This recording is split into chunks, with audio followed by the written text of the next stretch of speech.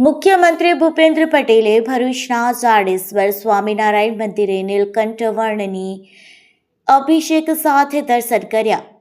રાજ્યની અવિરત વિકાસ યાત્રા અને જનકલ્યાણ માટે મુખ્યમંત્રીએ કરી મંગલ પ્રાર્થના.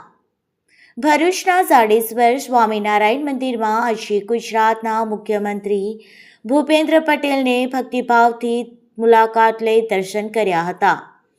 મુખ્યમંત્રીએ મંદિરના ગર્ભગૃહમાં ભગવાન સ્વામિનારાયણની મનમોહક મૂર્તિ સમક્ષ નતમસ્તક થઈ આશીર્વાદ મેળવ્યા હતા તથા શાસ્ત્રોક્ત વિધિ મુજબ નીલકંઠ વર્ણને અભિષેક કર્યો હતો.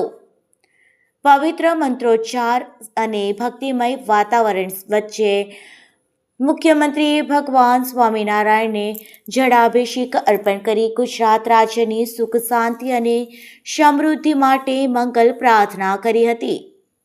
આ પ્રસંગે મુખ્યમંત્રીએ મંદિરના આધ્યાત્મિક મહિમાને પ્રશંસા કરતા જણાવ્યું હતું કે જાડેશ્વર સ્વામિનારાયણ મંદિર હજારો ભક્તિની આસ્થાનું મહત્વપૂર્ણ કેન્દ્ર છે. અહીંથી પ્રાપ્ત થતી આધ્યાત્મિક ઉર્જા રાજ્યના વિકાસમાં સેવા અને સમર્પણનો ભાવ પ્રેરિત કરે છે. મુલાકાત દરમિયાન મુખ્યમંત્રી સાથે રાજ્યમંત્રી પ્રફુલ્લ પાનેસરિયા, મંત્રી ઈશ્વરસિંહ પટેલ, સ્થાનિક ધારાસભ્યો, જિલ્લા પ્રમુખ પ્રકાશ મોદી, જિલ્લાના પદાધિકારીઓ હાજર રહ્યા હતા.